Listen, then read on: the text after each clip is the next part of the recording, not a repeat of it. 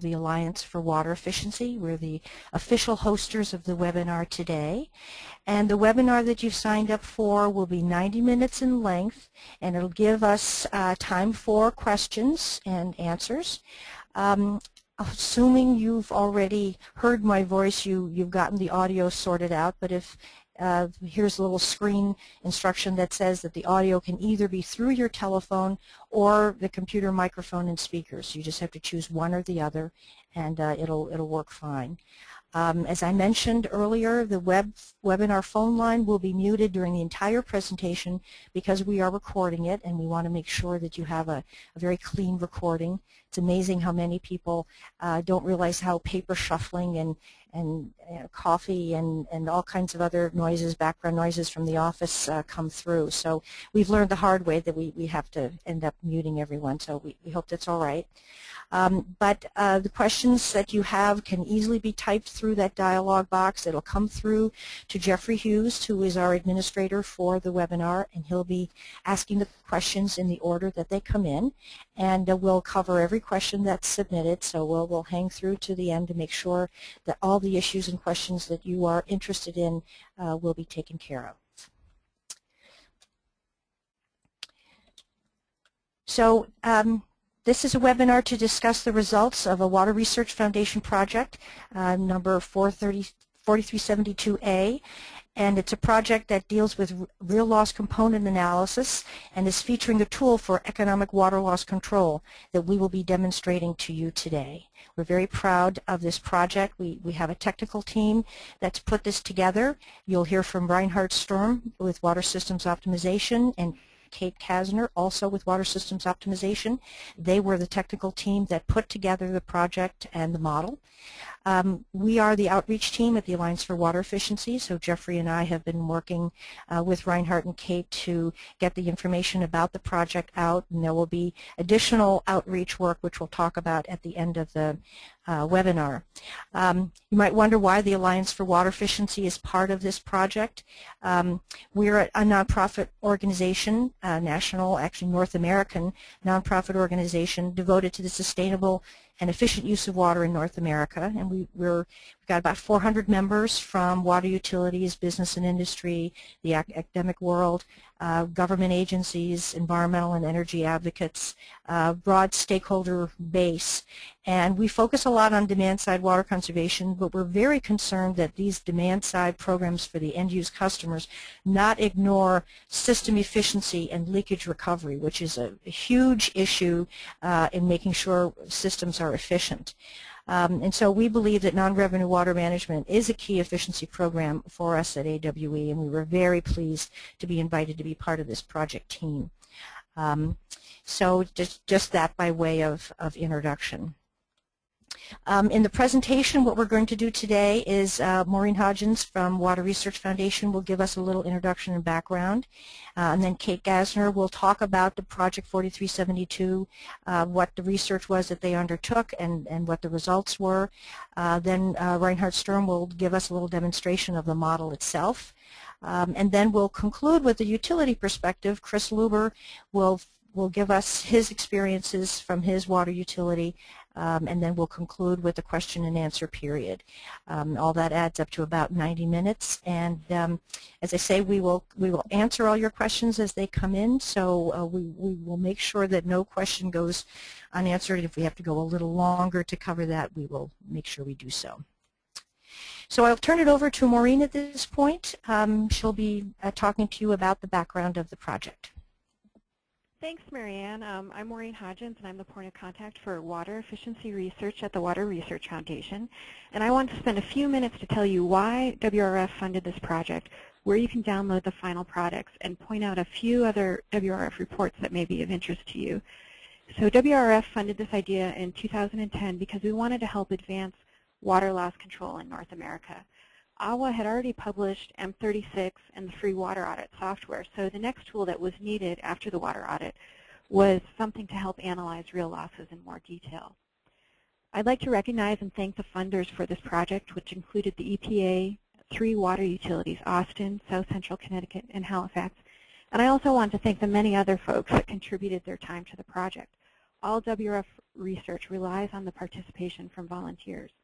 And I'd also like to recognize WSO. They were a real pleasure to work with, and most importantly, they contributed a lot of additional time to this project, and I think this extra effort is evident in the final products. Now, let's talk about how you can find the products of the research. Next slide. There are 4 products from the 4372 research: the report, the real loss component analysis tool, the leak repair data collection guide, and this webcast. These products are free to the public. To download them, go to the Water Research Foundation website and then search for either the project number 4372 or the term real losses. Here's a screenshot of the 4372 project page, and the yellow highlighting shows the items that you can download. Next slide. I wanted to let you know about 2 recently published WRF reports related to water loss control. The first report on the left, 4144, is essentially a primer for pipe location and leakage management. While it is geared towards small systems, it is a helpful short guide for anyone. It contains some template PowerPoint slides that can be used for training purposes. It is free to the public. And the second report on the right, 4321, focuses on ways to optimize pressure management and monitoring. Using case studies, it highlights the benefits that can be achieved, such as reducing leakage, reducing breaks, and reducing energy usage. The full report is for WaterRF subscribers only, but remember that all the WRF executive summaries are free to the public, so you can still find some of the high-level results there. And lastly, I wanted to point out some work that will be available next year. Next slide.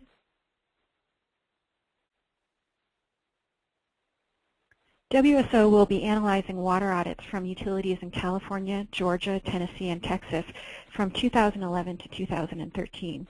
The goal is to create a national snapshot of the first set of water audits being done in the U.S.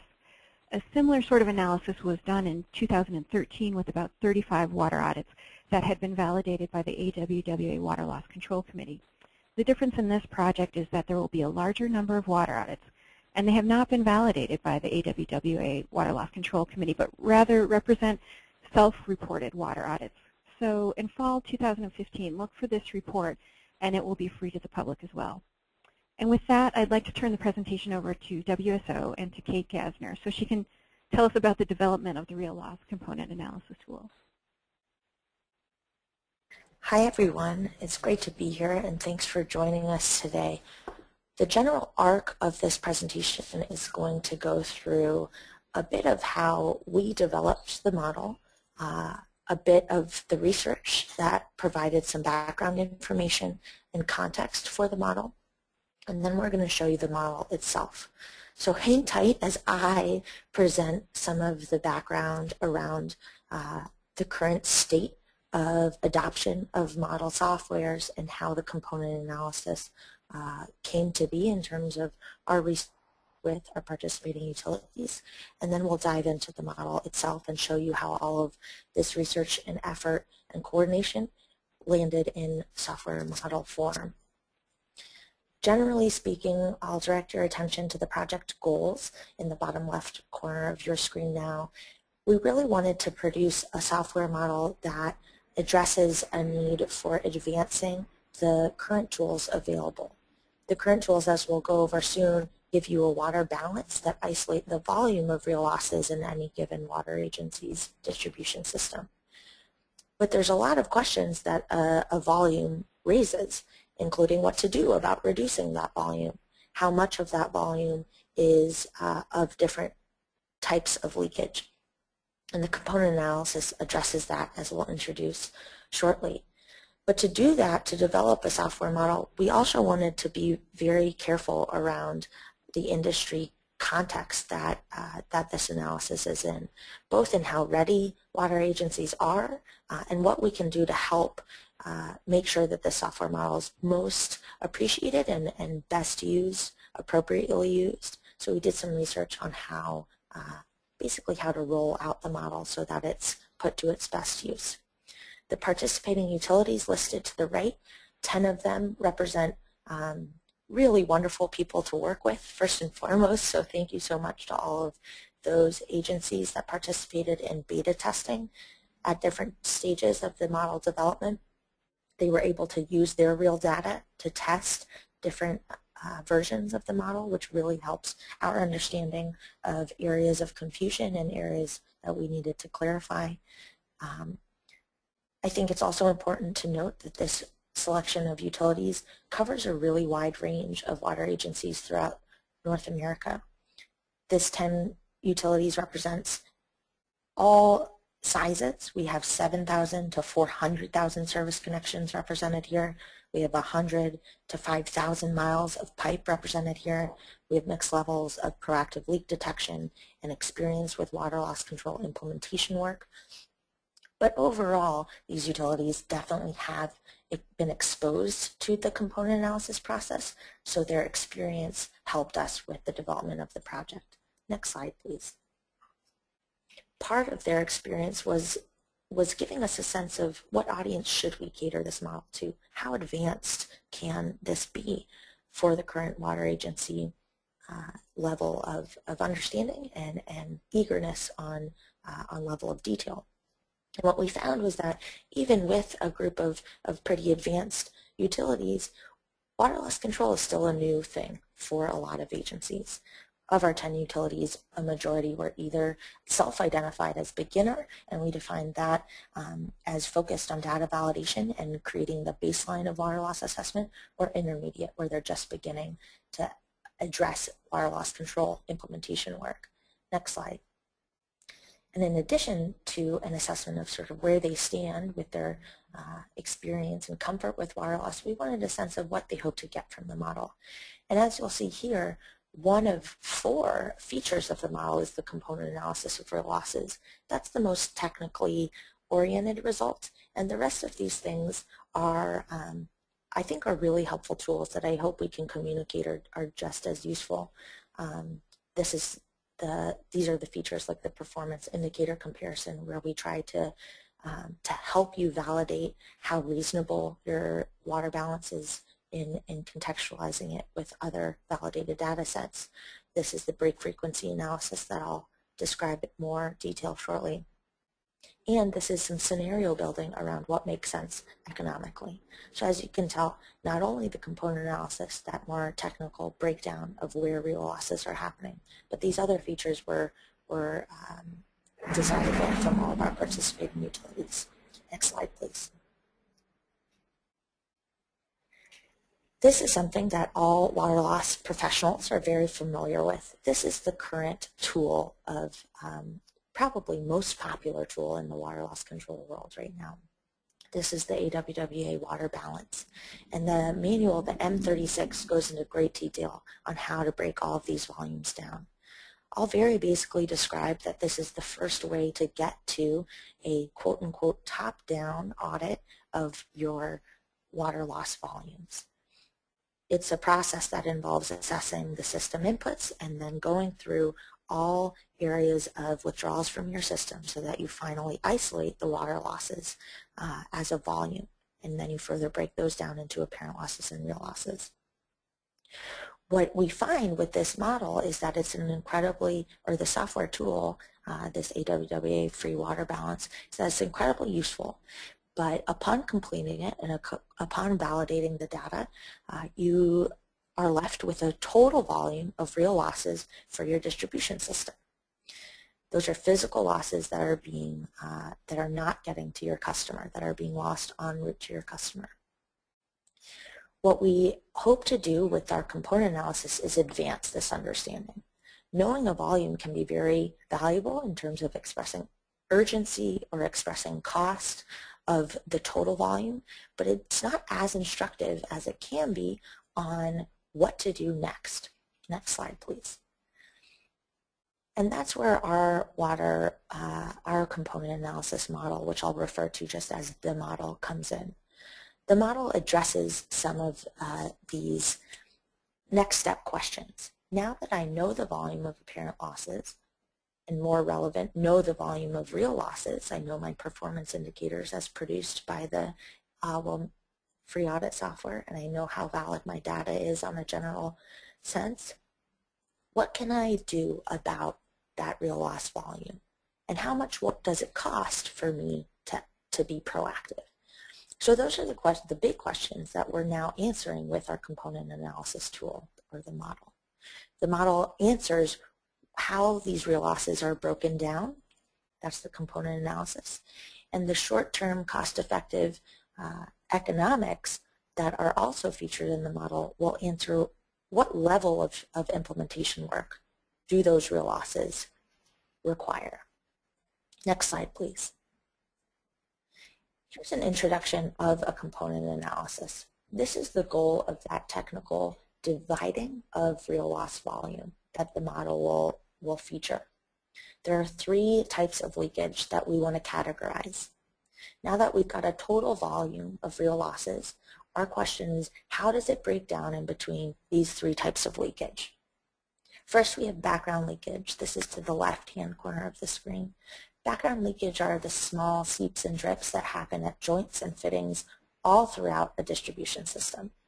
The main factor here is how old your system is, what is the condition of the infrastructure. The question is not whether background leakage is happening, it's to what extent.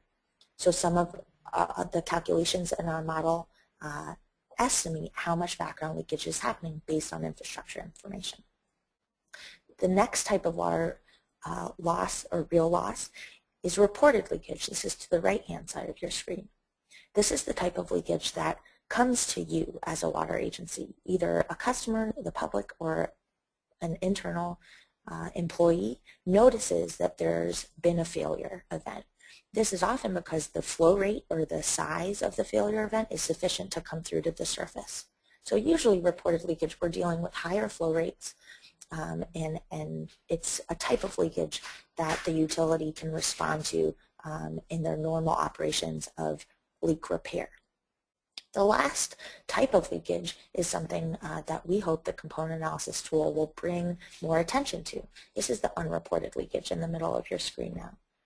This is the leakage that has enough flow that it can be detectable by leak detection and acoustics, but it does not surface. So without a proactive management strategy, this will continue to run throughout your system and can really rack up a great deal of losses. Next slide, please.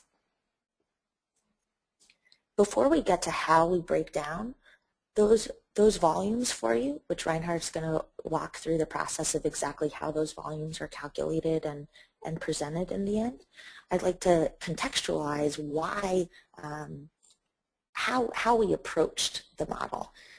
The component analysis is the most technical result, but we also wanted this tool to be really powerful in terms of understanding water loss for your system, understanding the validity of the inputs and the data that's required for the model, and understanding the economics of what's next.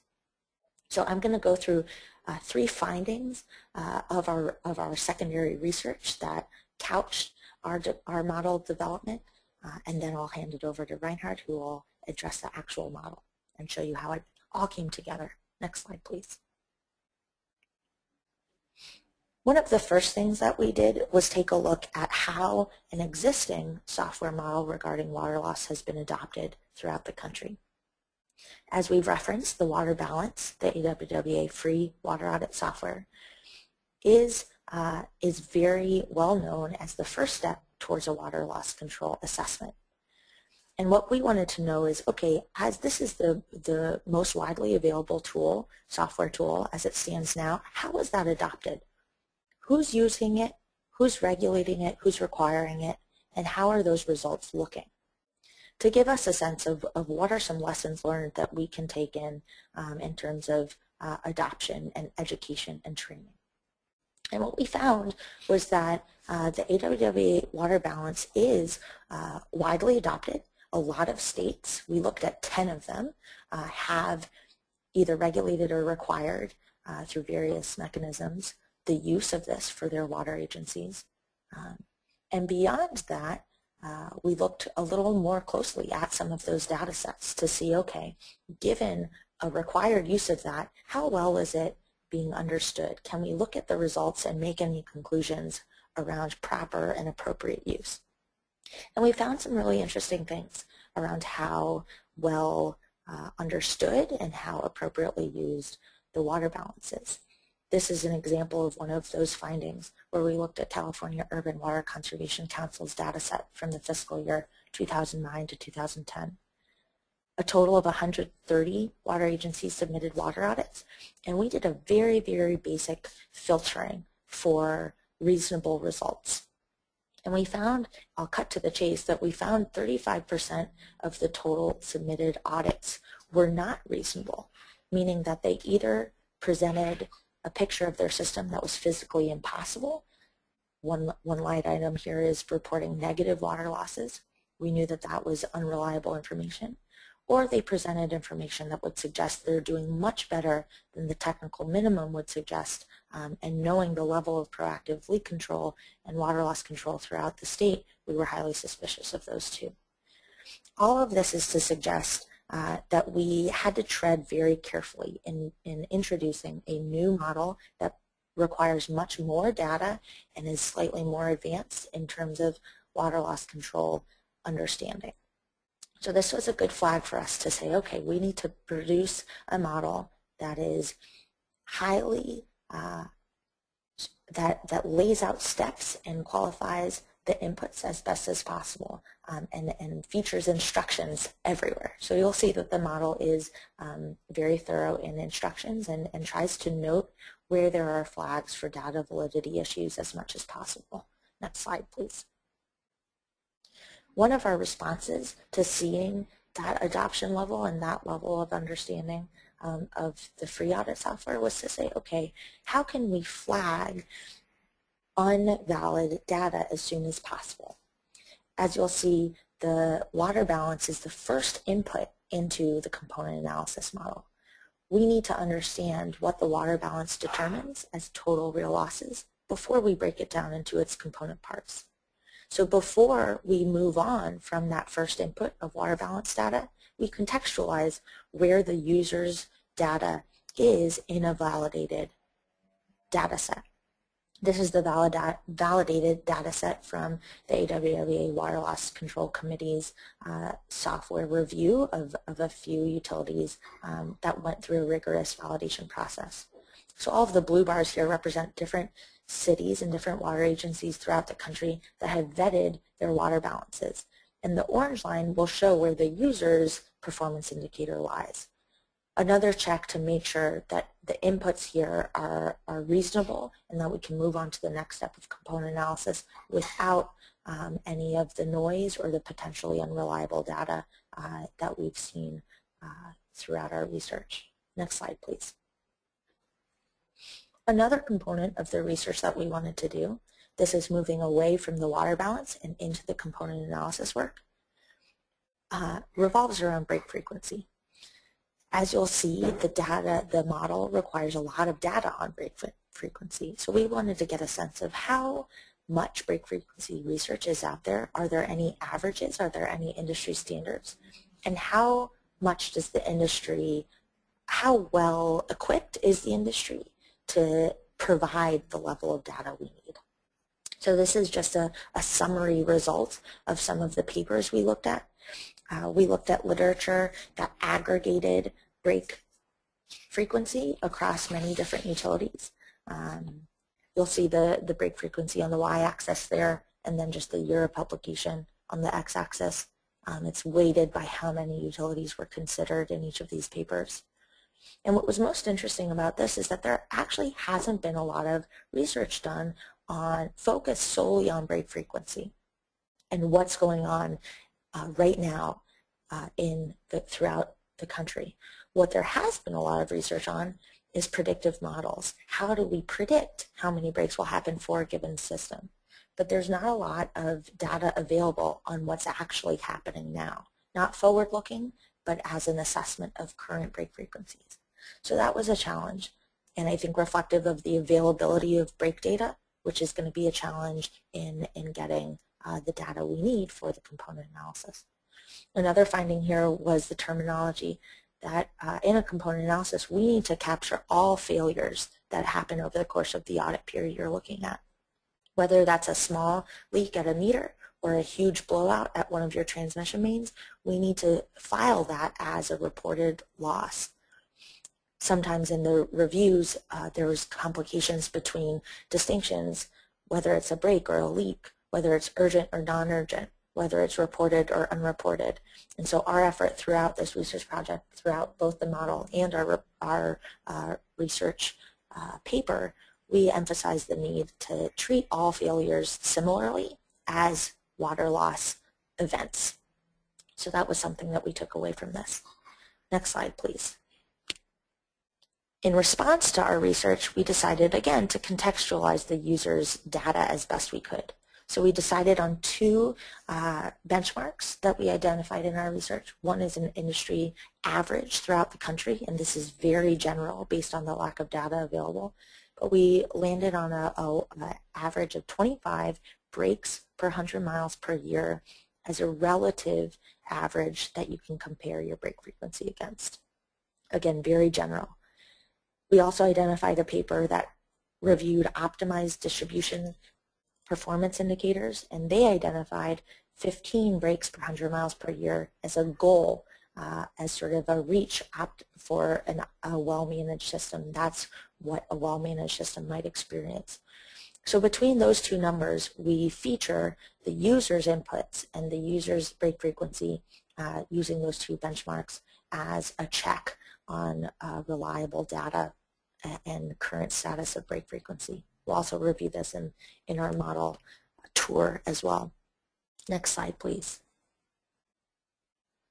Lastly, some of our participating utilities gave us great insight into the use of our model. Again, this is in the research realm of how do we best contextualize this before people start using it.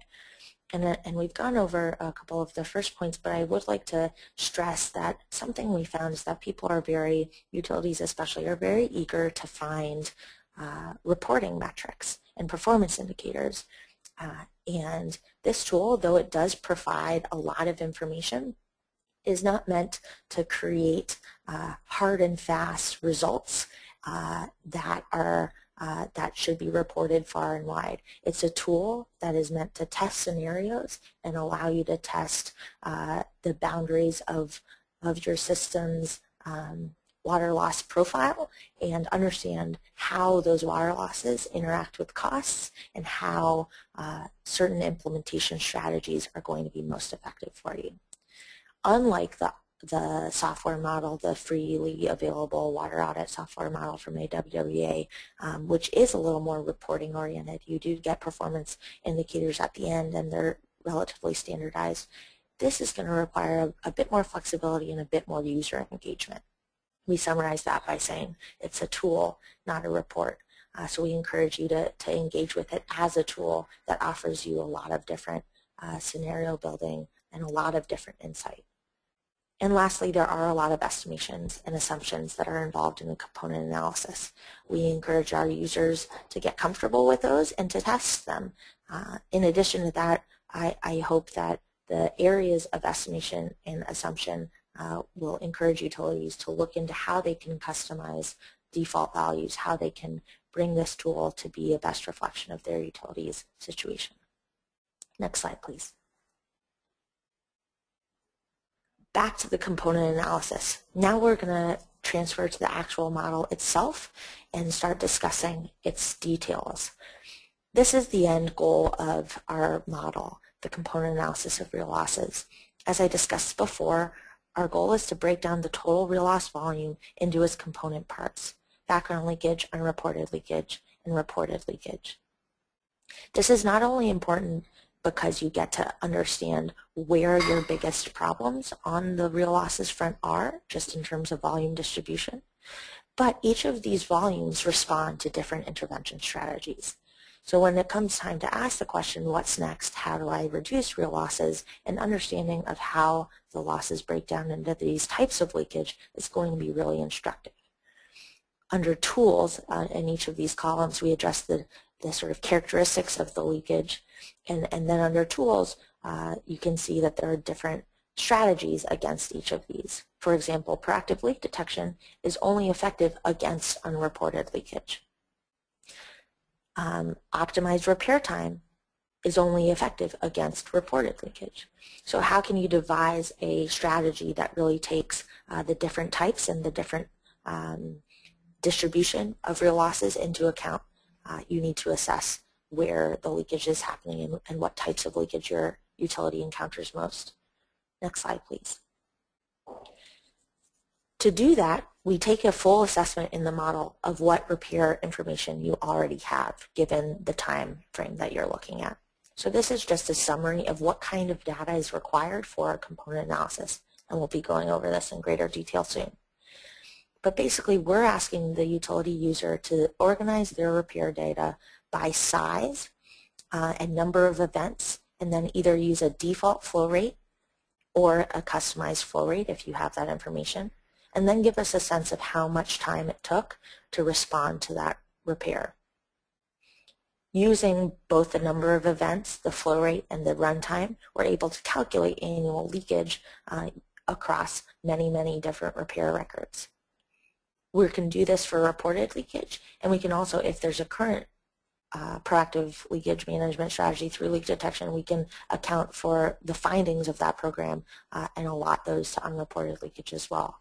So this is the kind of data that we are requesting as inputs for the model to create the component analysis. Next slide, please. This is the final result. This is an example of what a component analysis tells you. The total circle represents all real losses in a system, and that's defined by the water balance input. Once you get that water balance, our question is, where are those losses being suffered throughout the system? In this example, almost 30% background leakage. Almost 6% are the reported failures, those leaks that are responded to by the utility. And a large majority of the real losses are in this unreported category. Those unreported losses are then zoomed in a little bit to the bar to the right, and a portion of those will be addressed and found through existing leak detection programs. And the remaining, the purple bar, represents the leakage that is currently dubbed hidden losses. That's the leakage that's currently ongoing and will continue in your system unless you pursue a more aggressive leak detection program. Next slide, please. Once you know that breakdown, you can start addressing it with implementation strategies. The box here represents your total real losses, and the goal is to shrink that box to a level that's economic given the costs of your losses and the costs of intervention. Here come the interventions very slowly. Active leakage control, repair management, speeding up the repair response time, and pressure management are all really valuable ways in the short to medium term to address real losses. And the component analysis will help you prioritize those based on the types of leakage encountered in your system. Next slide, please. I'm going to hand it over to Reinhard now, who's actually going to open up the model and guide us through an example of a utility's data set. You'll have to bear with us for just a moment as we transfer the presenter. It should be coming up very shortly, and I'll pass it off to Reinhard, who will walk us through the model. Okay, thanks, Kate. And I have to say I'm really pleased that we can see the model. We had some hiccups in the 15 minutes prior to the presentation. So here it is. Here's the model, and let's take a look at it. So when you download the model from the Water Research Foundation's webpage and open up the model, this should be the starting page that you will see when you open it up. On the start page here, what you have is you can use the hyperlinks that would direct you to the different tabs of the model, or you can also navigate the model by just clicking on the tabs at the bottom of this Excel spreadsheet. The first thing that I would recommend everyone doing is to actually take a look at the instructions page. There are instructions for every single sub-page of this model, guiding you through the process of what data is required from you to be input in the model, and also some explanations on what the model is actually doing with that data. So beyond having read the instructions, the next step for you then would be to go to the start page of the model. One of the main things to consider when you're looking at the model is there's a color coding going on in the model in terms of entry fields or entry cells. Every cell that is highlighted blue requires the user to enter some information. The cells in white, the model actually calculates the results for you, and then we have also those gray cells which provide you with some default values. So in order to stay within the time limits, I've pre-populated the model with data from an actual utility, but I've kept it to just test city, so that's the name of our utility that we're working here. You're entering the name of your utility, which state or province you're in, which country. Then you should also note down whether you're running the model for the entire system or whether you are running the model, say, for a region of your system, for a pressure zone. One of our participating utilities, for example, used the model to get a greater insight into the 3 regions that they have within their distribution network that are kind of operated separately, which allowed them a very good to get a very good snapshot in how are those regions performing compared to each other. It's recommended also to enter the date of when you have completed the model, who is using the model, so you can go back to the person who's actually populated the model and ask questions about it. Then start and end dates that you're running the component analysis for. Generally, since it's based on the output of your free water audit software, this will be for the most part a full calendar year, so you're entering the start date and the end date. The model then gives you how many days this is for, which year it's for. One thing you will be prompted here to do is selecting the units for all your volumetric units, whether you want to run it in million gallons, in megaliters, or in acre feet, and also for your length units, whether it's in miles or kilometers. So there's a simple drop-down box that allows you then to select the units. From the start page then, we'll get right into the AWA water balance data transfer sheet. So basically what we're asking the users to do is take the results from their free AWA water audit software and enter those results here on this page. So the total volume of water supplied, volume of billed metered water, any volume of billed unmetered water. So basically it's a process of transposing data from your AWA audit software. And we definitely took care of making sure that we use the same terminology as been used in the AWA free water audit software, so there's no confusion. One of the things you'll see throughout this whole model, if you're hovering over some terms, you'll see a little hand coming up, and if you click on that, then it takes you to the definitions page, where you have definitions for all of the terms being used within the model. But as we go down now, we've entered all of our information in terms of the water audits relevant data. We get to the system data. We're looking at a system of about 370 miles with about 36,000 service connections running currently at about 95 PSI. We've also entered the cost data in the model, and then the model calculates for you the financial performance indicators and the operational performance indicators. So this particular system, for example, one thing you'll see is their cost or the value of current volume of real losses is quite high. They are performing, when you look at another performance indicator that describes your real loss performance, they have an infrastructure leakage index of about 2.8.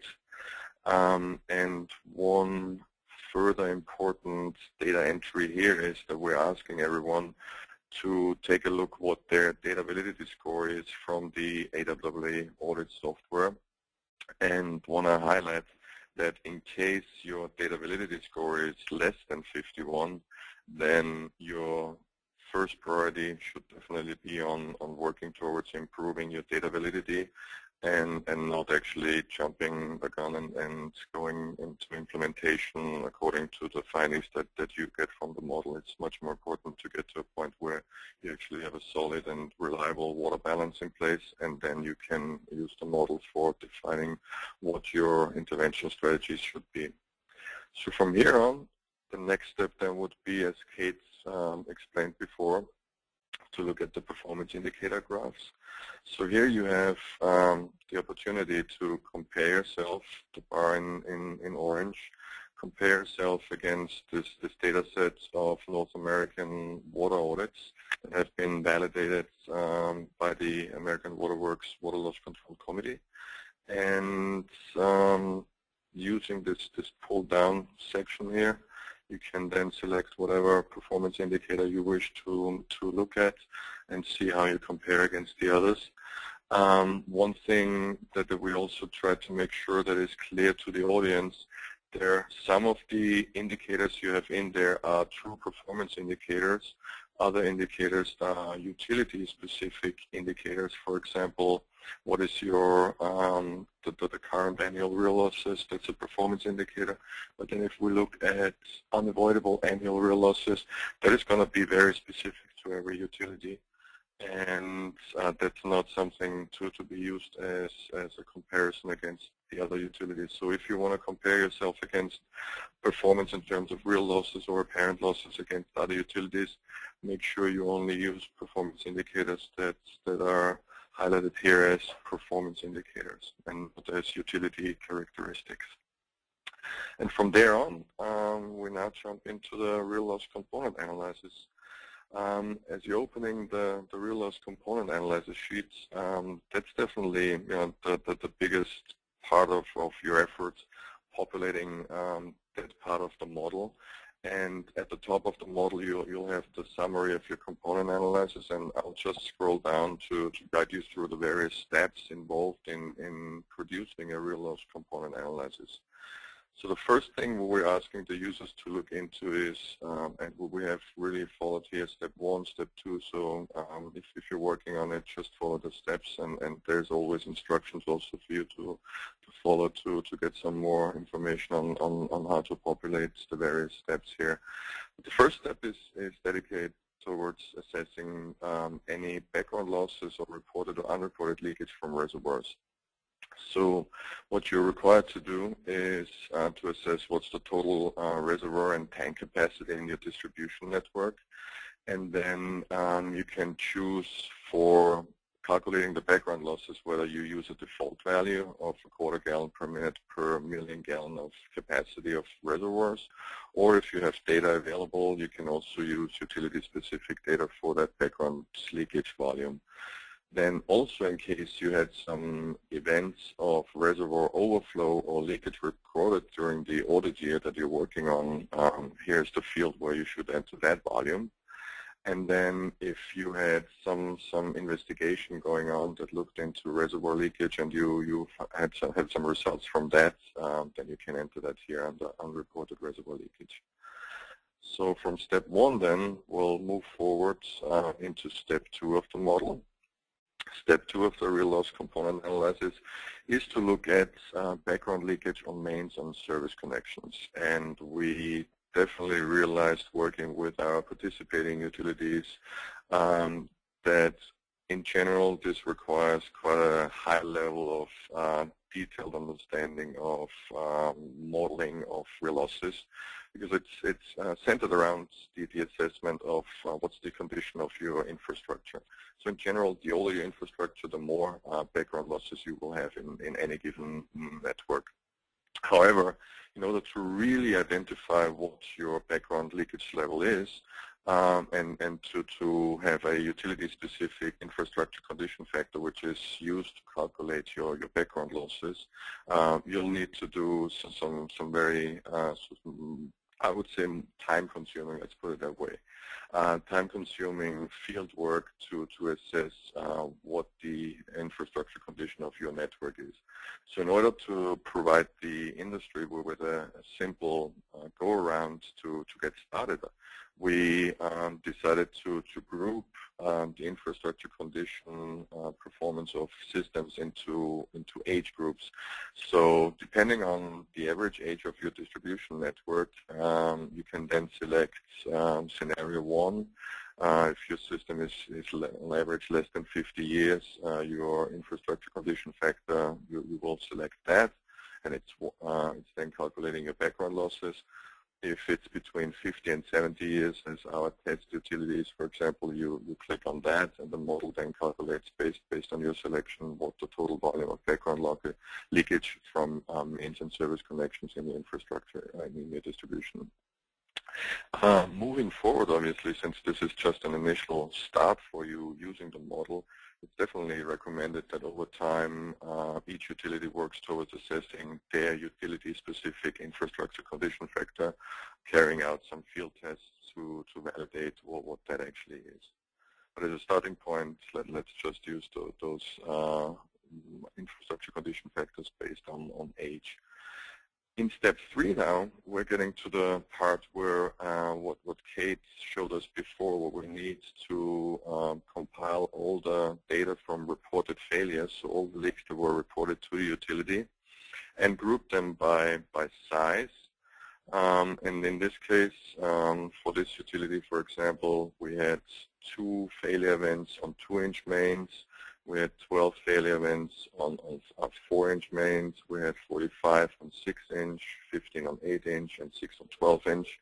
You can also enter the total length of mains for each of those main sizes for you then to look at the failure frequency, but that's not required if you don't have that. But you definitely need to enter the total number of failure events by size. Next, what you also need to enter is what is the average awareness duration? So how long did it take on average for these 2-inch leaks to be reported to you? And since those are reported failures, they generally have a short awareness time. And we've estimated this at about half a day. And then based on the repair records that were available for this utility, we calculated that the average time it took from becoming aware of the leak to containing the leak, which means valving the leak off. It doesn't mean that it has to be fully repaired, but actually that the leak is stopped. It was on average about 2 days. And as you see, as the size of the mains that the leaks are on increases, the average duration decreases because the severity of the event is much greater. And the model then takes that information, so the total duration and the number of failures and a recommended average flow rate, and calculates the total volume lost from reported failures. If in case you have data available that you don't need to go with average flow rates, you can also select here a utility-specific flow rate and then enter it over here in that box, and then the utility will take into consideration your utility-specific flow rate and not sort of an industry average flow rate. From there on, we get into step 3B, where we're looking at reported failures on appurtenances, so meaning hydrants, valves, meters, or for example blow-offs. And again, we need the total number of events per appurtenance and the average duration for the utility to become aware of it and how long it took to repair those events. And then the model calculates the total volume that was contributed from those failure events. And then further down, we have another subcategory, which will be the reported failures on service connections. And here it's broken down into services less than 1 inch and services equal to 1 inch or larger. And again, the total number of failures and how long the average awareness duration was and how long the average repair duration was. You'll notice in this case, for example, for this utility, takes much longer to repair a service leak than it took to repair a main leak, which is for most parts of what you see in utilities. And as I said, for each of those subcategories, the model then calculates the total volume of real losses contributed from reported failures. As we move down then for utilities that actually do proactive leak detection work, The same exercise is then required for all the leaks that were identified through proactive leak detection, and they need then to be entered here in this section further down on the step 4. If you have not done any proactive leak detection, then you can simply move on and disregard step 4 and onward.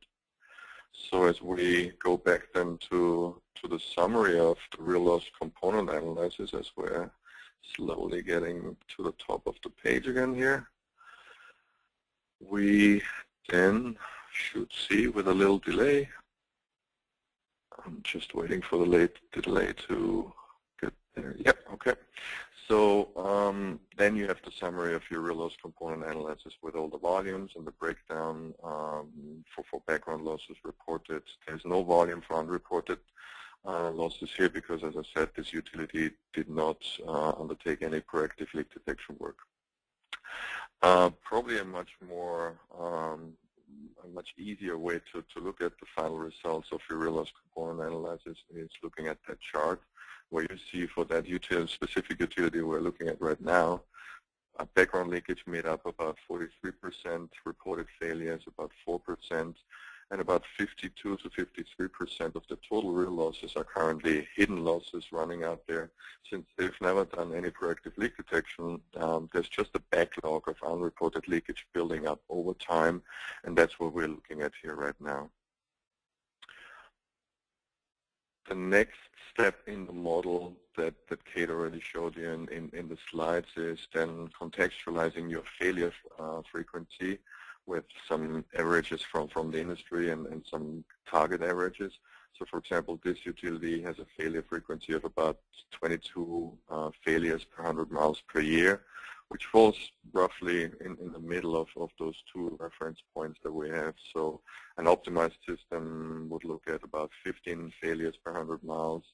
The average from our research was around 25 failures per mile, per 100 miles.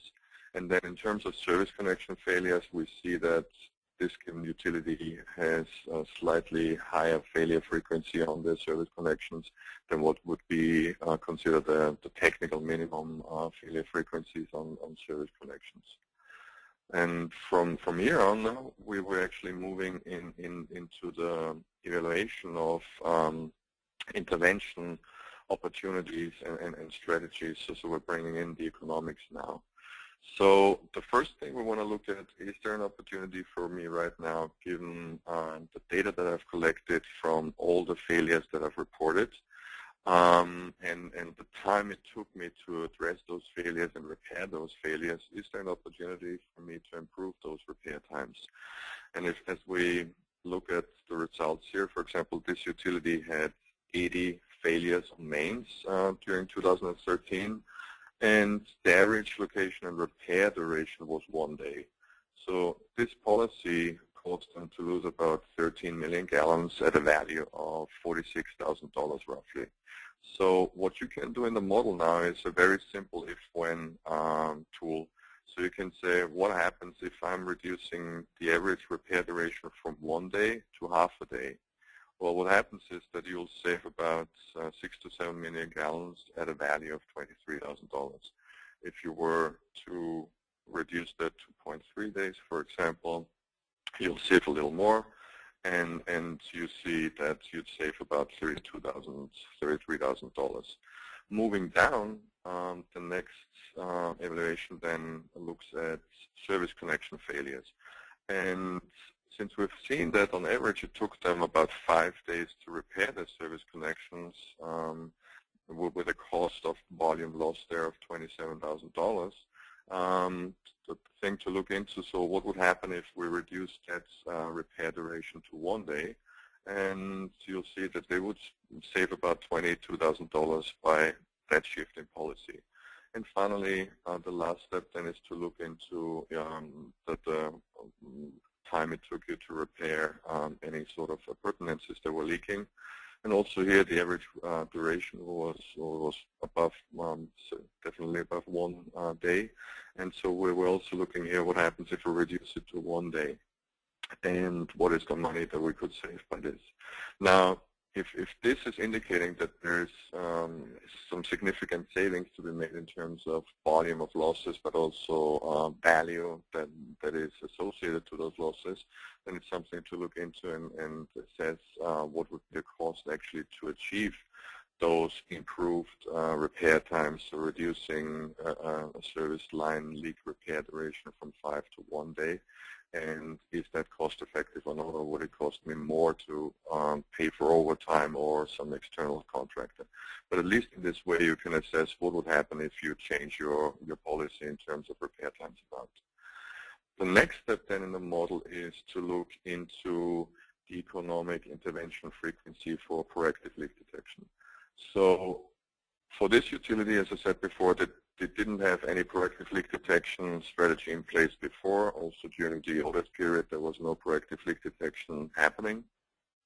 So this is really a starting point. We've seen, since there was no proactive leak detection undertaken for many, many years, there is a certain amount of backlog of unreported leakage that has accumulated over the time. At this point, we're looking at about 384 million gallons per year of hidden losses that are currently out there that potentially could be recovered by proactive leak detection. So in this part of the model, we're looking at, okay, what is an appropriate strategy to actually address my unreported leaks? How much time and money should I spend on proactive leak detection? What the model requires from the user is, one, to plug in a number of what will be the average cost for proactive leak detection per mile. So we've used a number here of about $300 per mile as a cost for proactive leak detection. If you have internal resources and you want to expand your work internally and use your internal teams to do leak detection, then you might want to use that cost component. If you know that you need to outsource it, then you need to assess what is the cost if I'm hiring someone to do leak detection. But generally, it's somewhere in that range between $250, $300, $350, depends on. And the next entry that is required from you to assess what is the right starting point for me in terms of proactive leak detection is, what is the average rate of rise of unreported leakage in my system. And that, I think, together with the infrastructure condition factor that I mentioned before for background losses, is probably going to be one of the biggest challenges in this model. And we did not find any easy way around it to give you some guidance there, because it's very system specific. So what this is, it's a measure that indicates the increase in leakage stemming from unreported leaks over time. So as your infrastructure is aging, over time there will be new unreported leaks occurring at a certain frequency, and they contribute to your unreported leakage. And it's expressed here in 1,000 gallons per miles of main per day in a year. Ways to assess this rate of rise of unreported leakage is, one, you could look at consecutive water balances, where in those years, if you haven't done any proactive work, and the data validity of your water balance is also good enough to really get that good insight into an increase in leakage in your system as it's aging. You can compare consecutive water balances, and the increase in real losses will be indicative of your rate of rise of leakage. You can also do some field investigations in terms of zonal measurements in district metered areas, or you can use also information from leak detection work, proactive leak detection work in certain parts of your system, where you've done, say, leak detection in 2010, and then you've done leak detection in 2012 again in the same area. So in between those 2 years, how many new leaks did we find then that we cleared out before in 2010 when we did leak detection again in 2012? But the M36 manual provides you also some guidance in terms of how to assess this average rate of rise of unreported leakage. But assuming you have assessed that, and you know what it will cost you to do proactive leak detection, then the model will indicate you, well, as a starting point, you should probably look at surveying about 66% of your system this year, the coming year. And if you were to implement that, that will cost you about $72,000 in terms of resources or money needed to pay for the proactive leak detection. But with this effort, you should look at savings of potentially recoverable leakage of about 360 million gallons per year. Now, this is clearly a starting point for those utilities that haven't done any proactive leak detection and want to really get started in doing something. As you're moving forward, you need to refine your assumptions behind what is recoverable, what is not recoverable in the component analysis, and also cross-check how much did you really manage to recover by implementing that strategy. But as a starting point, it's a good place to begin with, and then as you move forward and gain more knowledge and understanding of unreported leakage in your system, then you can refine your strategy. And the final step in the model is then, in terms of intervention strategies, is to look at pressure management. And also for the pressure management options, we try to keep it as simple as possible, with one simple question of what happens if you do this change in average system pressure. So what you're looking at here is currently this system is running at 95 psi, and the total annual real losses are 730 million gallons a year, with a significant value of about $2.5 million a year. What you need to select here as a first step is whether you're going to use a default N1 value, which is an exponent that describes the correlation between pressure and leakage, or whether you want to use a system-specific N1 value, given that you know the percentage of rigid pipe in your network. So this system, for example, they know about 51% of the network is of rigid material. So we can use the system-specific N1, which is slightly higher than the default value that we would have seen before. And moving down, what you then can do is you can look at, okay, what happens if I'm reducing my average system pressure from 95 psi to 80 psi, so a reduction of 15 psi. That would actually save me about 126 million gallons a year at a value of about $446,000. Now, I know roughly, or I'm estimating at this point, this could cost me close to $1.5 million. This is what you're entering here, the estimated cost of implementing that strategy. And then the model will give you a simple payback period for that change in policy in overall pressure management in your system. If you say 15 psi is too much, I think it's only going to be 5 psi, then obviously you'll have less savings. Also, the value of the savings will be less, and it will take a longer period in terms of payback for that required investment. But obviously, it's not going to be $1.5 million for a 5 psi reduction. It's probably going to be much cheaper than that, because that might be possible just to adjust some of your settings in your system. But again, this evaluation of pressure management options also should only be seen as an initial teaser of what can be done, what can be achieved in my system in terms of savings from real losses. If this looks as something where you could save significant volumes of real losses and also savings in money, then it definitely requires a more detailed study to look into how do we actually achieve those savings, and finalize a strategy based on much more detailed evaluations. But that's the total model. You also have a glossary, as I said before, which you will get to by, as I said, clicking on all the terms that you have in the model. And then the final thing I want to show you from the model, there's also a summary page that summarizes basically all the big picture results of the model. So you have the water audit performance indicators here as one box with all the financial and operational performance indicators. You have the results of your component analysis presented here on the summary sheet.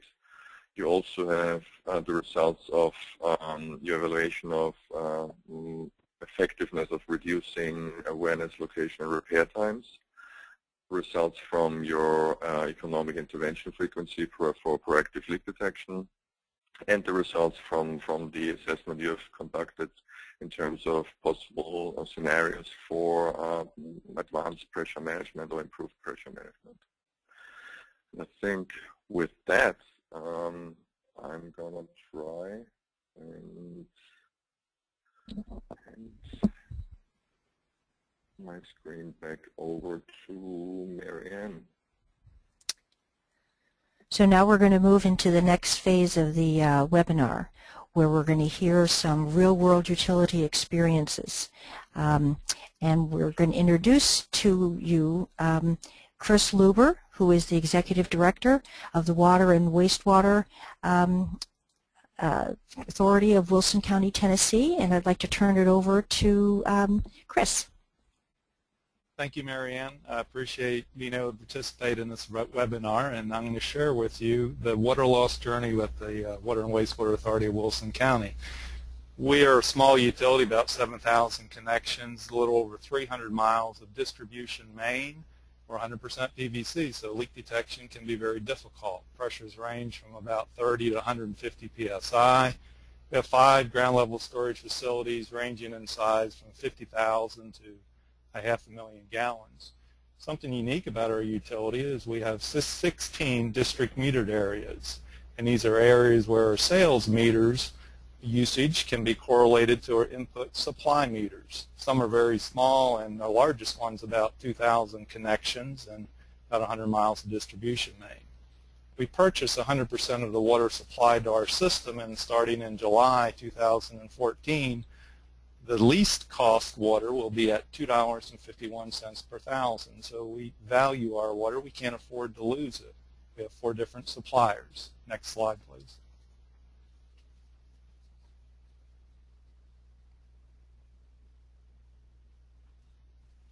Give you some background and history in Tennessee. In the late 80s, we went through the Tennessee Energy and Water Conservation Program. In that program, water audits, meter testing, and leak detection surveys were conducted on nearly 400 water systems throughout Tennessee. 2 interesting facts. The majority of the leaks found were not surfacing. They were undetectable by visual observation. And the estimated payback for energy savings alone was within 1 year. So very obvious, leak detection surveys can be extremely cost effective.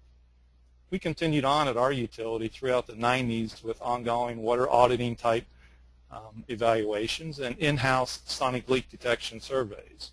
But we did find that on PVC pipe it's relatively difficult sometimes to hear leaks. So in the 90s we worked with a consultant who was using an ultrasonic type strap-on flow meter for flow measurements. And with that technology and methodologies, we're able to identify areas within the distribution system that contain leakage, so we would focus on looking for leaks where the leaks are actually occurring instead of wasting time looking for leaks where there were no leaks. Around 2000, we started meter change-out program, and we started changing out meters that had consumption over roughly 500,000 gallons, and those meters would be about 10 years of age, with the assumption that they would be under registering. 2002, we moved our SCADA system from the old telephone type system to a radio type telemetry. And 2013, we implemented GIS. All these types of technologies and methodologies are really important as we move forward to establish a very proactive leakage control program. 2006, we started looking at tank level changes to be able to do what we call minimum night flow measurements, where we're looking at flows in our system between roughly 1 and 3 in the morning. Started setting up temporary district metered areas, started logging pressures, and actually started writing step testing procedures, and they're very much like an emergency procedure, so we can move through our system very fast to identify areas of leakage. 2006 through 2010, we started testing about 10% of those meters were replaced based on that program we established in year 2000. Interesting fact, we found out that those meters overall for our system population were around 98% accurate. So we stopped the replacement program, and we'll take a look at that as we migrate down the path of AMR and AMI type installations. Then in 2007, a water system not too far from here increased their water rates by about 25%. And a customer looked into it and found out that the utility was only billing for about 50% of the water that was being supplied. He talked to the local legislator, and Representative Curtis introduced legislation in Tennessee. In about 3 or 4 months, we had a law in the books in Tennessee requiring all utilities report water loss to the comptroller's office. At that same time, we started using the AWWA free water audit software, and we started setting real loss benchmarking based on gallons per minute per mile of main. Next slide, please.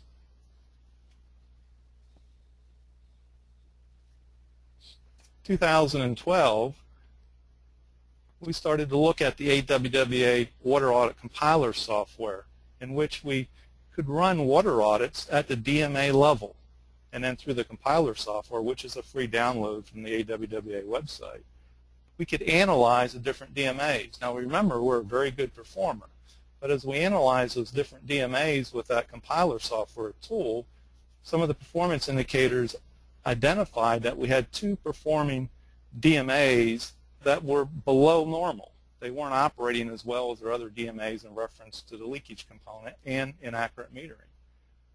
So in the first DMA, we did some detailed minimum night flow step testing and identified areas of leakage that were not audible by sounding. Did some more detailed flow analysis and actually identified a 7 gallon per minute service leak.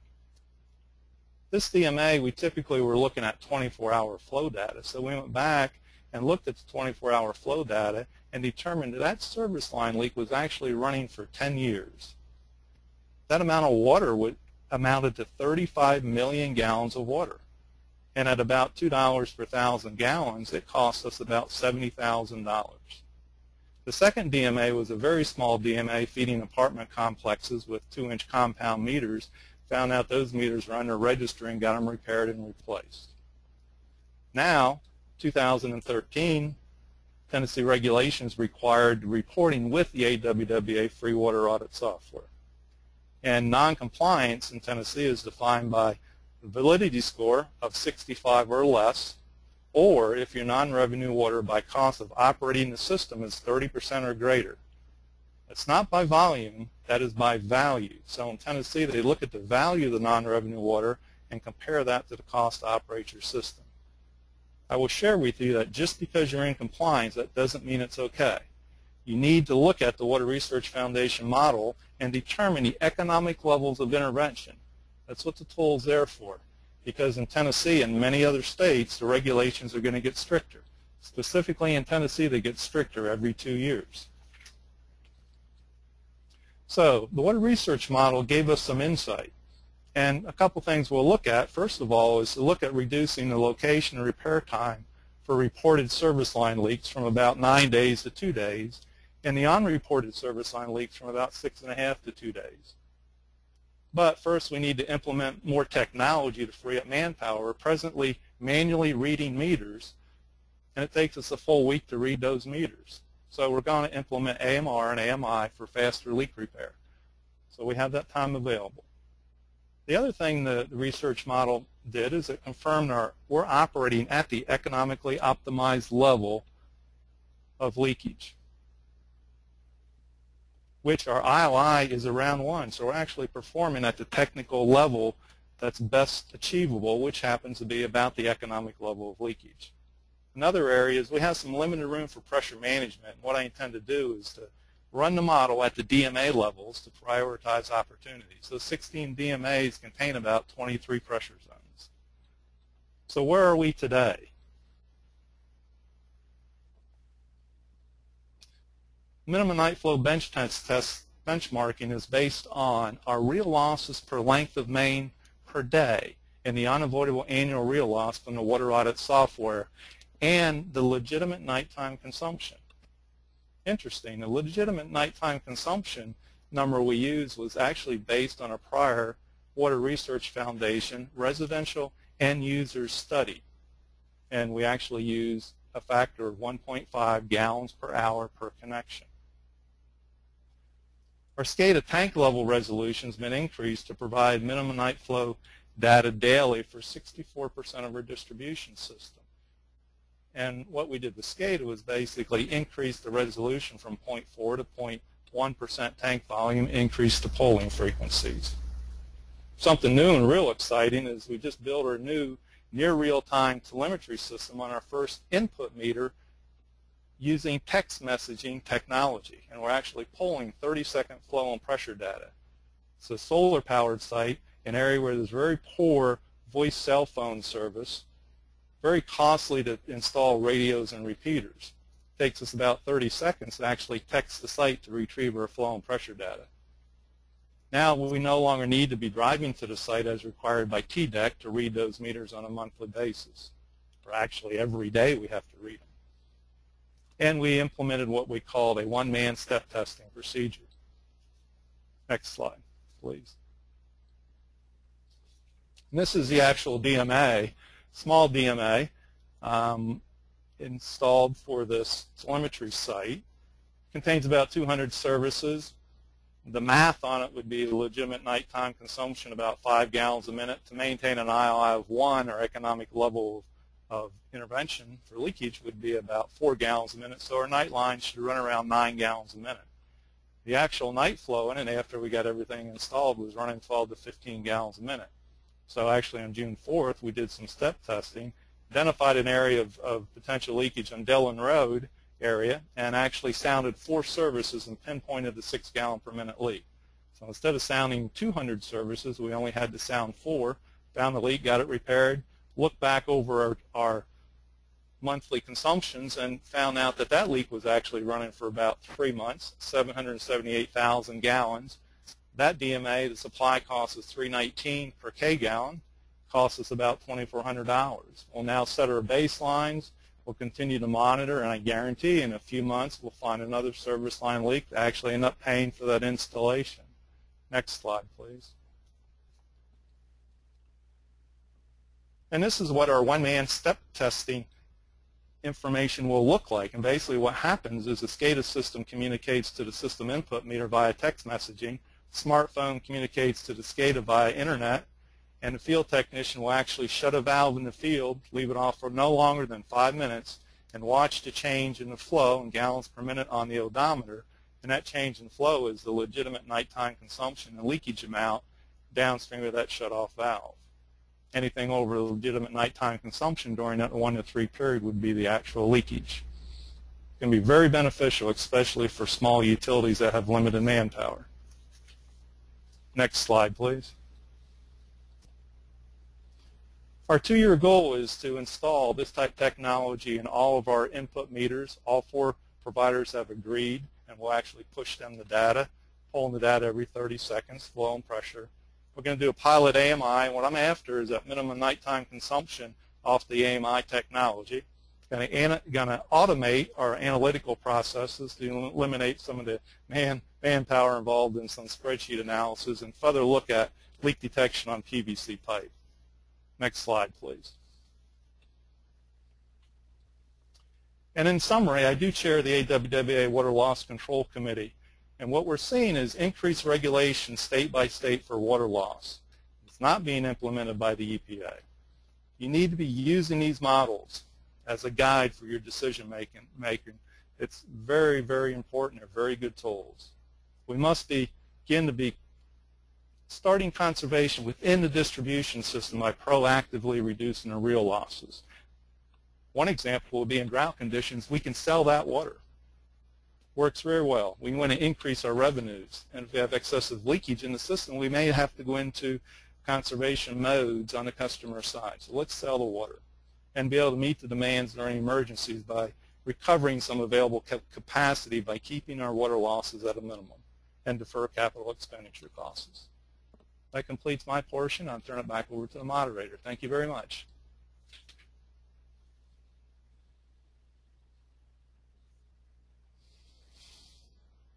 Thank you very much, Chris. That was terrific. And I think we're going to be now moving into the next phase of our webinar, which is the question and answer period. But I just want to close by giving you a slide that has the information for both Reinhardt and Kate at Water Systems Optimization, and for us at the Alliance for Water Efficiency if you have any questions about materials and outreach. And we do want you to also stay tuned. The Water Research Foundation will be planning additional project workshops in California, Texas, and Georgia.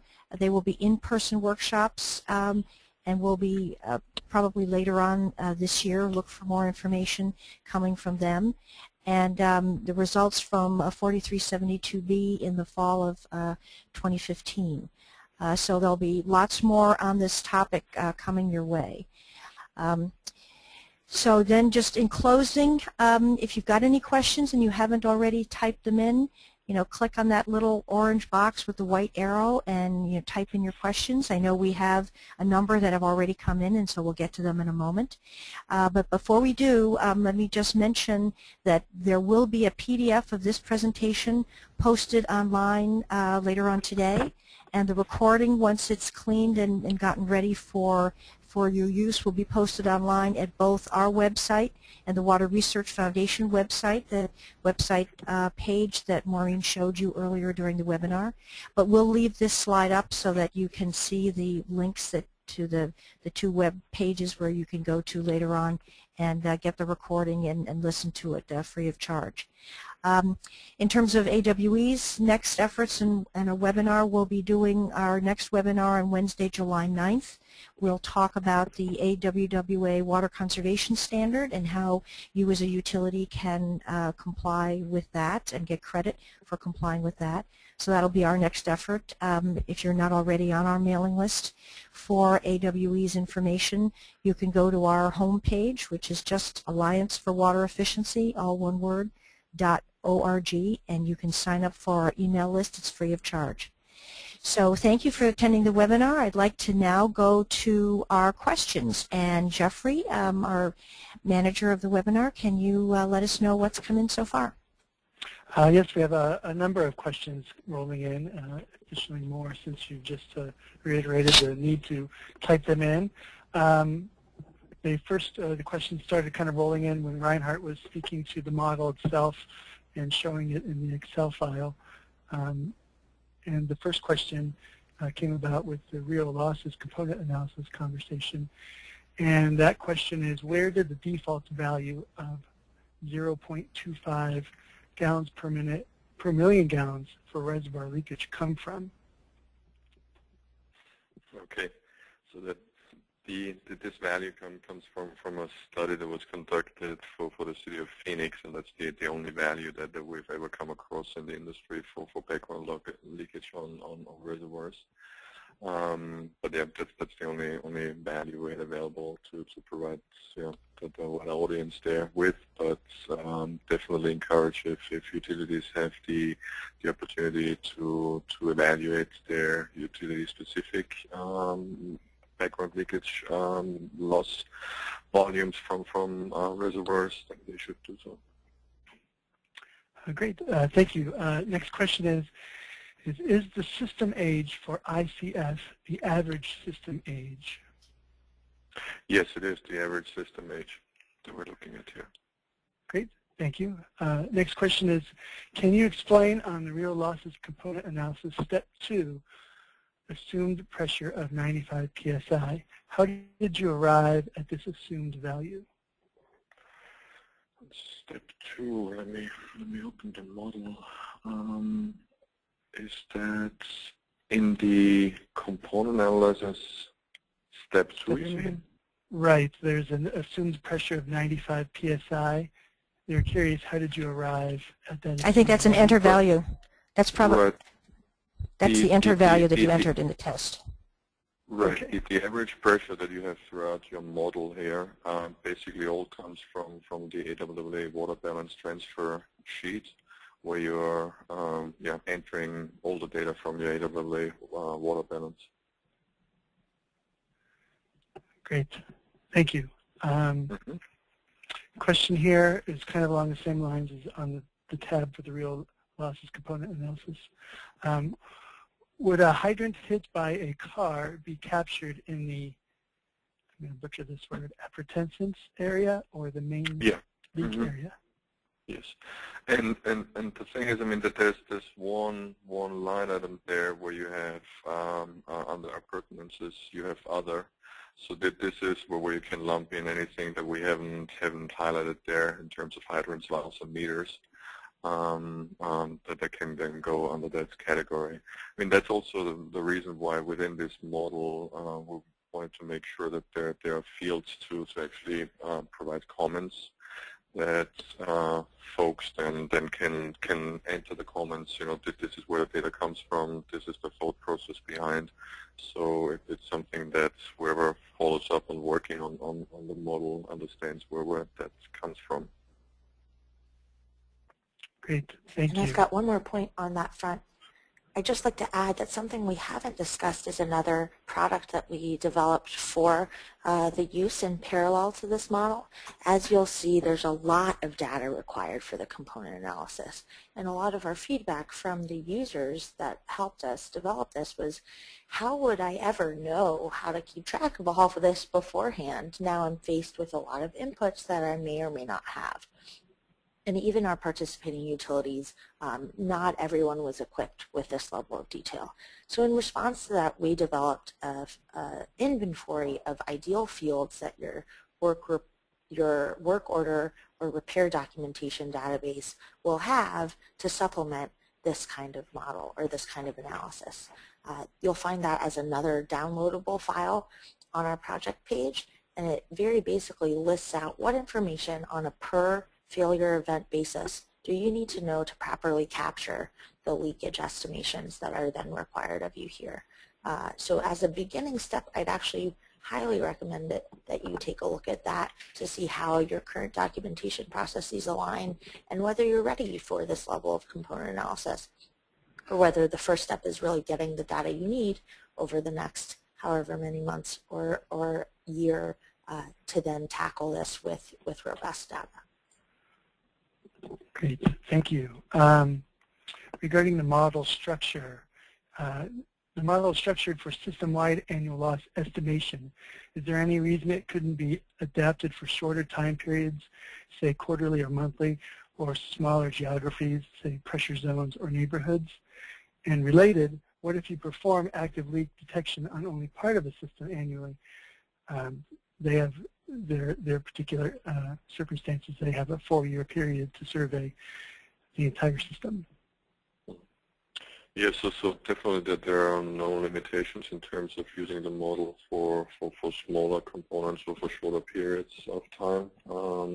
That's definitely something you can do. And in response to this utility surveying 25% of the system each year, and basically what they will need to do is enter all the failures that they have detected through proactive leak detection in that given year that corresponds with the model.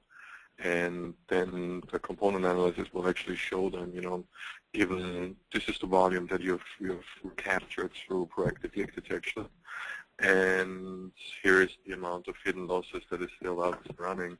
So just as the example that Kate showed before, you might then end up seeing that 25% of your system every year is actually not enough. You should ramp it up depending on the value of your real losses.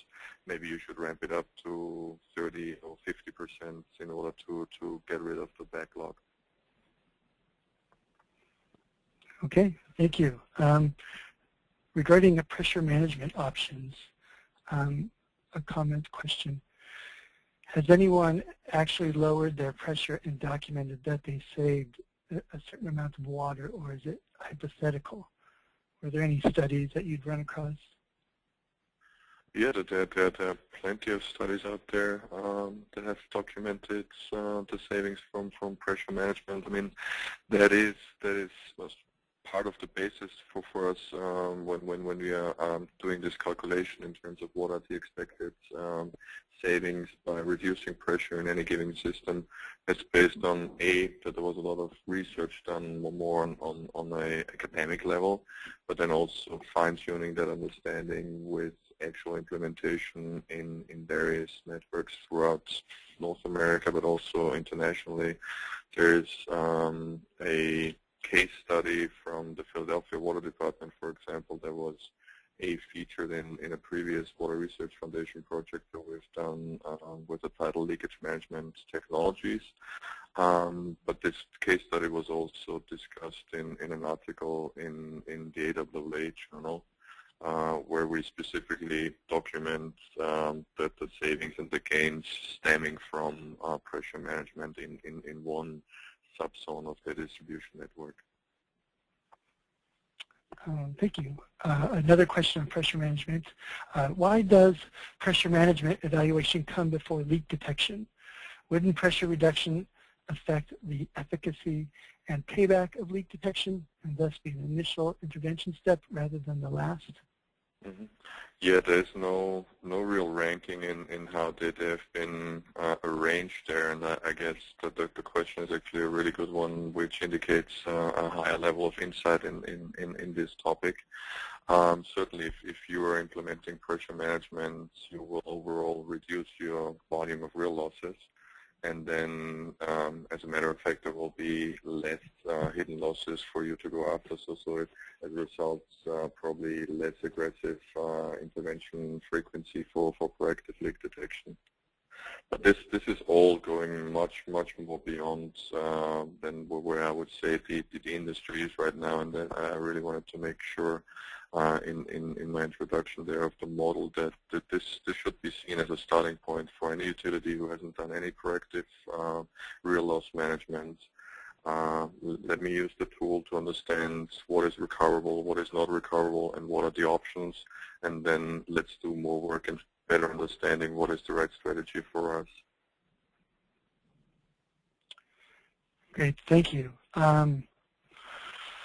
Another question here about the model. Are most of the instructions related to the input cells in the M36 manual, or are all of them included in the model? It seems like having a manual alongside you is required to finish the model input. It's certainly a recommendation to have the manual available when you're working on the model, just because the complexity of the model certainly goes beyond just a general understanding of putting an audit together. I mean, we really try to be as explanatory as possible and have as detailed instructions as possible. But at times, especially for the infrastructure condition factor, if you want to assess that for your system, the M36 gives you guidance on how to do that. Also, the assessment of your average rate of rise of leakage, that's something where the M36 gives you guidance on how to do that. Great, thank you. Another question, model related. Why did you not include the mains break frequency as a comparator? The mains break frequency, in the break frequency comparison, we have it broken down into main failure and service connection failure, and comparing the utility-specific failure frequency against some industry averages. Okay, thank you. Another comment question. The model accounted for the cost of leak detection. Does it also incorporate the cost of repair leaks when estimating payback? No, it doesn't, and that's currently going along the lines of what we have in the M36 as sort of the best practices approach for determining your starting point for proactive leakage detection and intervention frequency. So we really try to make sure that we acknowledge that the M36 is currently the guidance for best practices for water loss control, and that the model reflects what the M36 describes as best practice. But again, as Kate also said before, this is a model that everybody should use as a model. There's nothing holding someone back to take the output of the model and then refine the output of the model with additional analysis, taking into consideration the cost of leak repair. Great, thank you. On the performance indicator charts tab in the model, Does the comparison data with other water agencies automatically update as new information becomes available or new audits are performed, or is it only older data and not automatically updated? No, What years of data are entered so far? Okay, so answering the first question, it's not automatically updated. So the model at this point is a static model. But if you scroll down beyond the performance indicator graph, there's a table that shows you what the abbreviations stand for, what the utility names are, which state, province, country, and also the year the audit was assembled. And since we're on the performance indicator graph, I'd like to take the opportunity to mention that whoever has downloaded the model right after it was published might see a problem with the performance indicator graph, because we actually locked that page as well, and that causes the Visual Basic not to run anymore. So please go back to the Water Research Foundation website and download an updated version of it where the performance indicator graph actually works. Wonderful, thank you. Next question is about the model. Is the model available in SI units? SI units? Yeah, I'm sorry, I don't know what that means.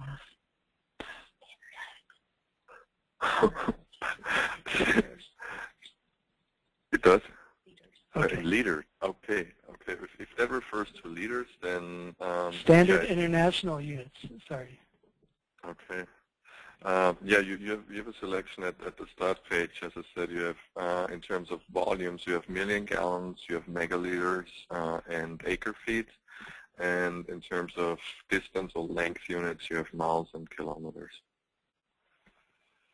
Wonderful, thank you for that.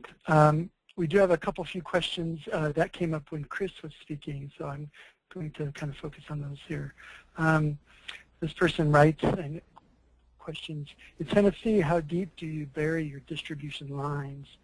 Does the estimated payback incorporate replacement or repair? They say that they have to bury their system lines a minimum of 6 feet, which is very expensive. So they're curious how you do it in Tennessee.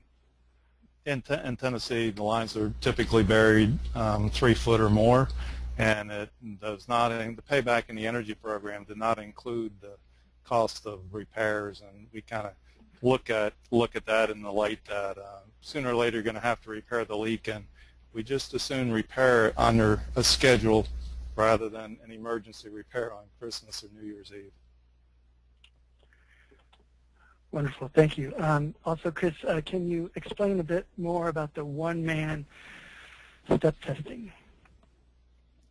Yeah, sure. We worked through a proof of concept, been working on it for about a year, and we do a lot of step testing here, and wanted to, instead of having somebody at the input meter looking at a flow meter, we wanted to figure out a way to be able to use new technology and have one person in the field actually shut the valve, because of many small rural utilities may only have one operator and he's got to figure it out on his own. So the way it works is it's working on text messaging. We're using a electromagnetic meter which is certified to the AWWA standards. It's a very accurate meter. Is our input meter, which is the billing meter from our supplier.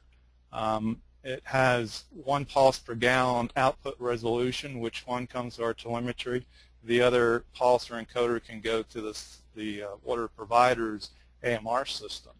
And by text messaging in these very rural areas, our SCADA system will send out a text message and it pulls the flow and pressure data back. And then with a smartphone, basically through LogMeIn or other type technology, we can log into our telemetry and actually stand in the field and watch our smartphone, the odometer, the flows actually change in gallon per minute flow. So as you shut that valve in these DMAs, that flow is going to drop. And when that flow drops, that's representative of customer usage or leakage downstream of that meter. And between 1 and 3 in the morning, most customers are sleeping, so the vast majority of that is leakage. And based on the analysis of GIS and our maps, we can determine how much legitimate nighttime consumption should be occurring. If it's greater than that, then it's either leakage or some exceptional nighttime user. And we can go in then and sonically pinpoint that leak. Wonderful, thank you. Also, Chris, can you elaborate on narrowing down the DMAs with the ultrasonic flow meter? Yeah, the ultrasonic flow meter is a very simple tool. It just straps on the outside of the pipe, and it's a velocity type meter that measures the rate of flow, so it's non-intrusive. Very, very sensitive, goes down to extremely low flows, probably down to 1/10 of a foot per second, so you don't have a stall out type issue that you may have with some insertion type metering devices. You can data log as often as every second if you want. We data log every 30 seconds. So the best way to look at it, the way we started was we looked at a storage tank, okay, and we were looking at our SCADA minimum night flows, and as those night flows were up above what we needed to maintain an ILI of 1, and we implement step testing, when you shut a valve, you can't see that reaction on tank level changes. So basically we installed a pit downstream of the tank and used a strap-on ultrasonic unit. Originally set up so we'd actually sit there and watch the ultrasonic unit, and it continuously updates. So as the guys are out in the field, they shut a valve based on our step testing plan. We know how much that flow should drop for legitimate nighttime consumption, and those excessive amounts then would actually be leakage. So that's how we originally started with the ultrasonic unit, and now we'll actually proceed and at those tanks do permanent installations with ultrasonic units so we can hammer it with the SCADA, and that will help us on the tank level drops, tank DMAs to be able to better do step testing without moving portable equipment around. Great, thank you for that. Moving back to the model and the other conversation with Kate, this person is interested in hearing more about how states are regulating real losses as an advancement of percentage non-revenue or unaccounted for water. Great question. So that is, this is ongoing sort of throughout the country. There's a lot of effort to get water loss control on sort of statewide regulatory agendas. The first effort is to get away from exactly those things, percentage metrics or the use of the term unaccounted for water, and to really get more standardized around how we assess water losses and what kind of performance we expect. I think it's fair to say right now the average state with some sort of regulatory expectation to submit audits, we're really in our assessment phase where it's reporting that's required. It's not necessarily performance of a certain or at or below a certain threshold. And even that, there's a lot of adoption challenges in implementing regulation around water loss assessment. So we looked, and you'll see the full review, the full detail of our review in our published report, in the narrative in the document that it supplements the model itself.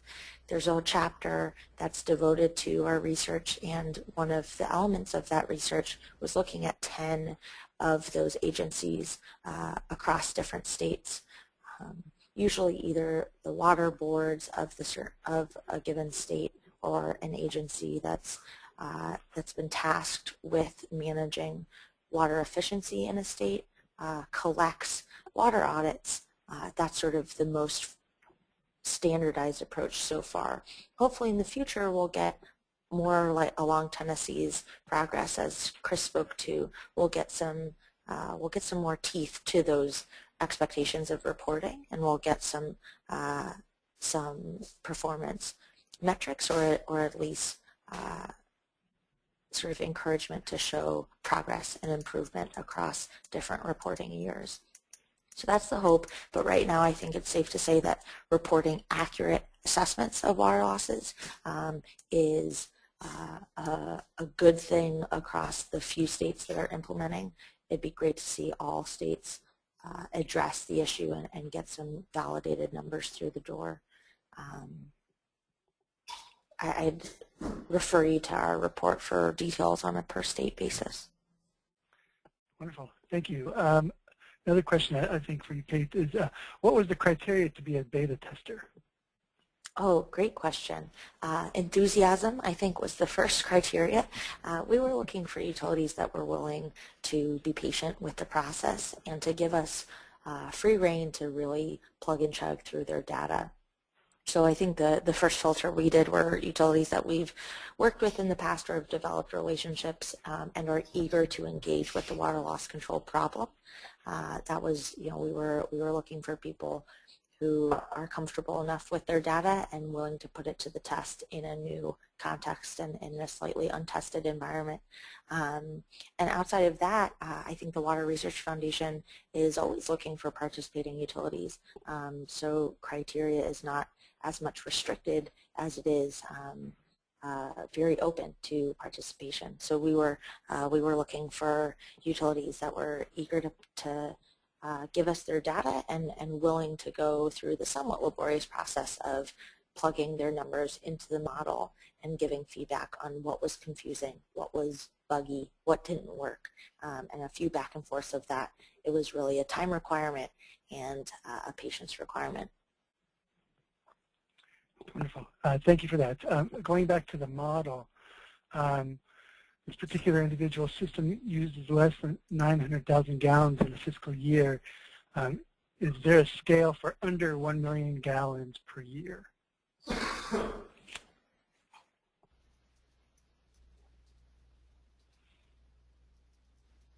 Jeffrey, can you repeat that question?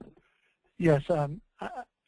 I believe this came up when you were talking about the various inputs for the model, and this individual saying that their system is under 900,000 gallons during a fiscal year, and they're wondering if there's a scale for under 1 million gallons per year included. In terms of the model, yeah, no, there shouldn't be. I mean, that there is the only thing that the model sort of has a cutoff is for calculating the ILI, which again is according to current best practices. So if your system is below 3,000 service connections, then the infrastructure leakage index is not calculated for. But the rest is not really there aren't any size restrictions. Wonderful. Thank you for that. Also, cost or value of leaks were shown. Are these based on the value of water at sales rate or actual cost of operation, water production costs? So sales or production? Well, I mean, the real losses are valued based on what the user is entering in the cost data entry portion in the AWA water balance data transfer sheet on the variable production costs. So either if you have your own sources, then it's going to be your variable production costs, mainly power and chemical. And if you, for example, are importing water from a wholesaler, then you'd apply that value there. And again, as I mentioned before, people should really look at this as a model. They can play around with it. You know, if I have a very diverse portfolio of sources, then I can use different valuations for my sources. I can also look into the future, what's the cost of my next resource, and play around with that.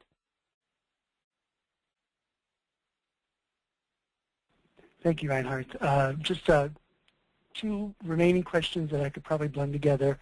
Folks are again wanting to hear about the availability of the model, when it will be available to the public, when they might find the presentation and the webinar recording, and also if, for Maureen, will WRF funding be available to hold workshops in other areas besides the three that were previously mentioned? We just have funding probably to hit those 3 states, but if you are interested in some sort of workshop, you can contact me and we can see what we can do.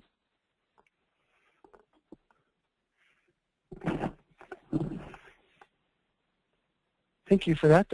And so the model, when will it be posted or available? Is it already, or? It has been posted for, I think, a couple weeks now, and like Reinhard said, when it was initially posted, there was an error on the performance indicator worksheet, and that has been corrected probably last week. And so folks right now could be going to the Water Research Foundation website and could type in 4372 and download the model under that 4372 project page, and it'll be under Web Tools. Oh, wonderful. Thank you, Maureen. And again, as you can see on the screen, everybody else, the PDF of the presentation and the recording, if all goes smooth with that, will be posted at those two links, hopefully later today, tomorrow at the latest. With that, there are no other questions. Thank you very much. I think this webinar was very informative. There's clearly a lot of interest. Thank you all for hanging with us through the period. We're close to 120 minutes, so we are clearly way over the time that we estimated, but there were a lot of great questions and we hated to shut them off. So thank you all very much for attending the webinar. We're grateful you joined us, and if you have any further questions, I just want to bring up one more time the slide with the emails. Feel free to email any of us if you have any further questions. So thank you all for joining us, and we look forward to next time.